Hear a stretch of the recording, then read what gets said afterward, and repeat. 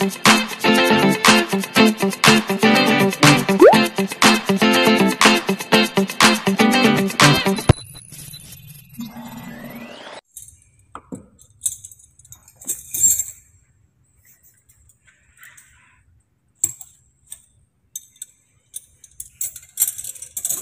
dyan ang yelo.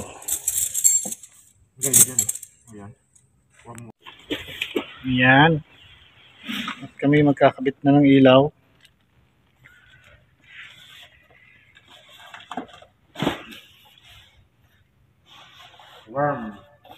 Warm white.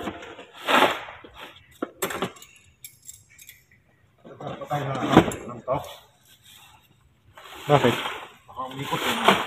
Pwede rin. Yes, darling, how are you today and tomorrow? I make vlogging, you know.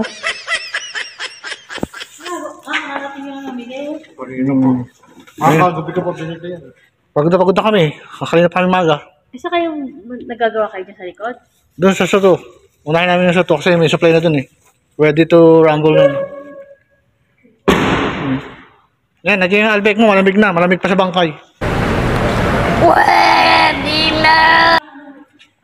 Masyaallah. Ilan bidin mo? 3? Tama. Dapat pinadagdagan mo na. Gawin ka lang yun. Pagdagdagan mo na. Mga 10 para tag tayo. Ha? Sa kapunta. To the moon.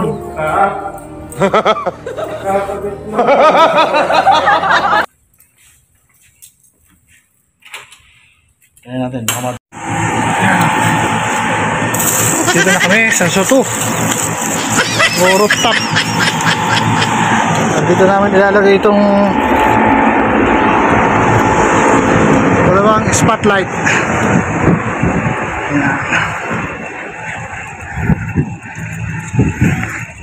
Kasi malapit nang ganapin yung party.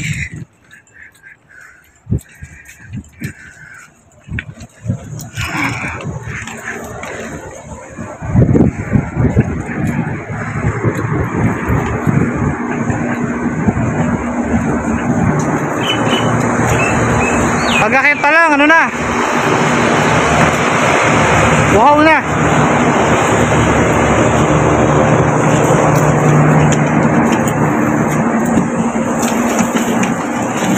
Uy!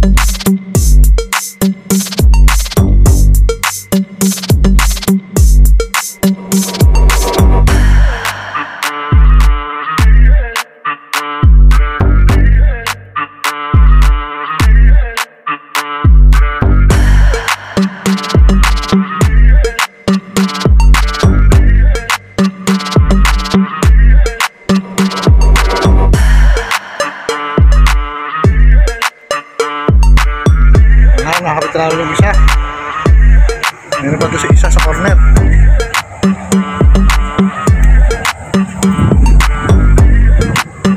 Ito yung may pinakamagandang bahay sa Binyang.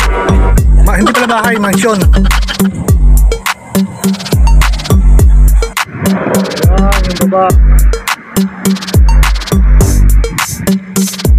Nasa bitawa na.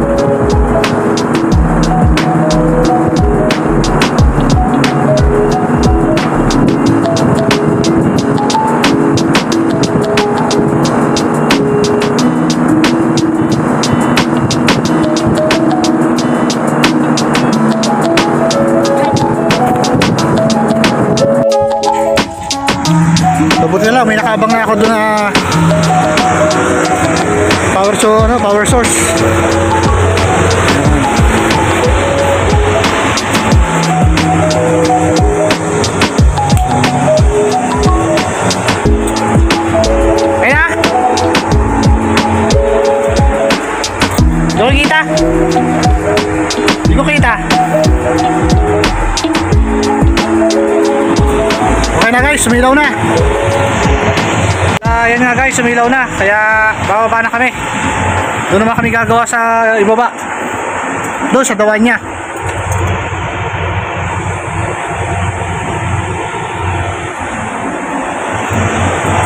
Guys, wala tayo.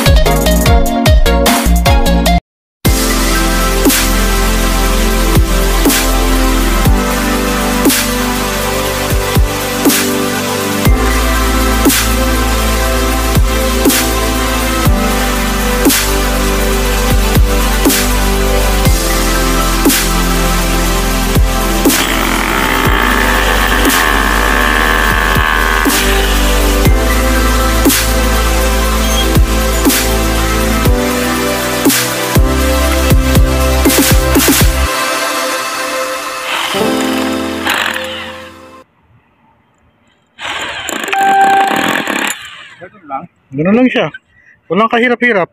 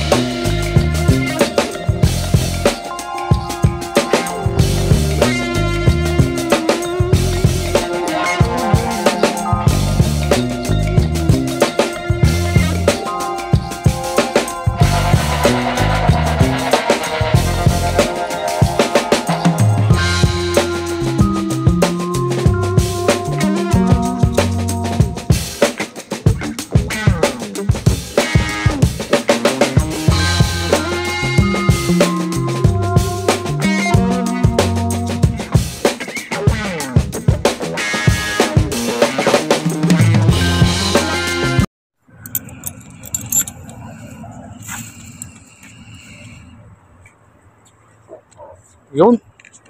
Nagpabuga na si Babalayo.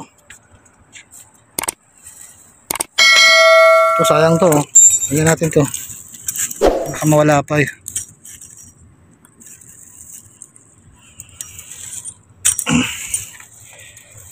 Guys, nakapagkabit na kami ng isa. Doon na lang isa pa.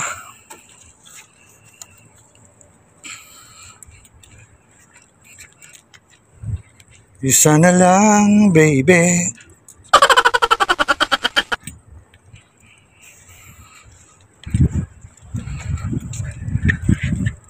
Yun na yung kinabit naming dalawa. Ayan. Ayun yung isa. Ayun yung isa. Ayan. Mamaya, pailawin namin yan.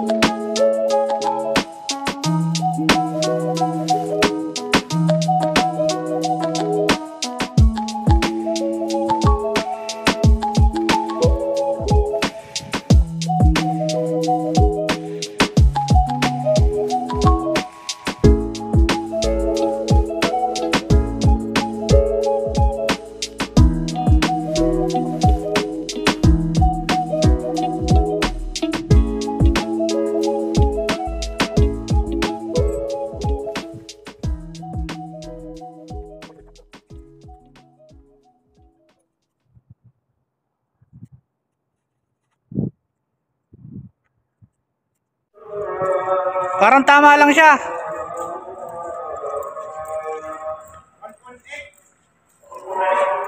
Oo, tama. 1.7 sa akin eh. Tama, tama.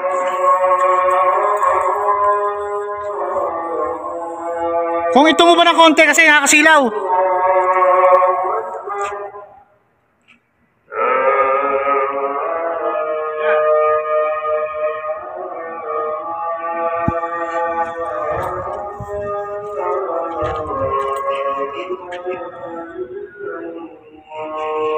Bakit? Di ba titingin dyan?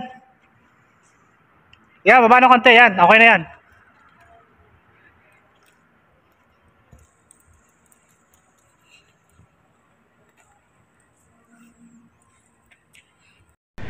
At yun nga guys, andito ako sa paggaganapan ng okasyon dito ng party. Check ko yung ano rito, yung amperahe ng kinuhanan nila ng power para sa mga lightings. Kasi parang nag-aalala ako kasi baka mag-overload sila. Sabi ko maliit lang yung aking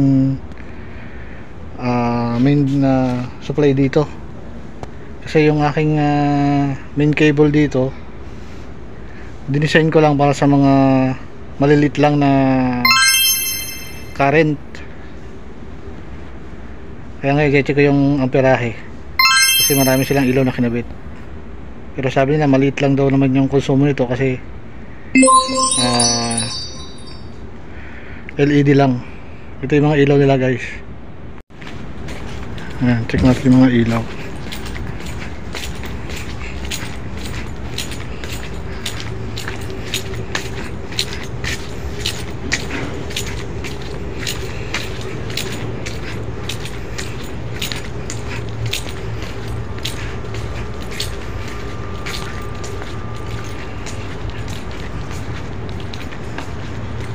Hindi ko kasi makita kung ilang watts to.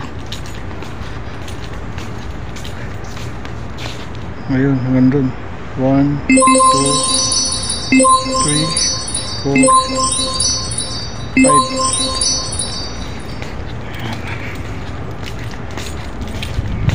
Check natin yung amperahe. Yan guys, mahalaga matutunan natin na kumuha ng ampere, yung pagsukat. Yan, ganito. Itong line 1 wala siyang reading. Ito wala din. Ito 9.4.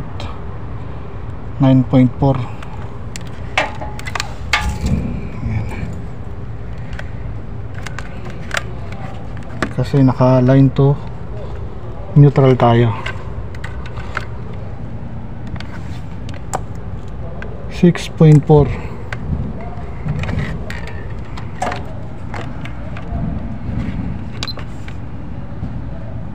3.4.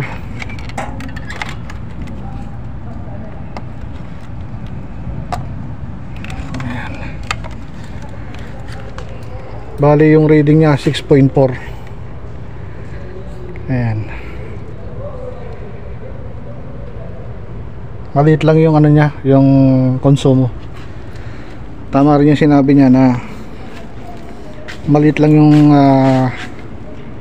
konsumo ng kanyang current, kaya okay lang. Kasi yung main ko rito ay 6 milli. Ayan.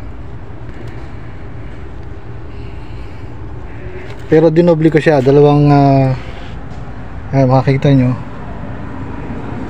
dinobli ko siya. Kaya lang yung line 3 ko, yun lang ang nakasingle. Kasi naka 3 piece ako, 3 piece na 380. Ito, line 1, line 2, line 3. Pagka nag line to line ka, 380 lalabas dyan, o 3 piece 380. Kaya lang kumuha ka ng, kailangan kumuha ka ng isang phase at saka isang neutral para makakuha ka ng 220. Yan.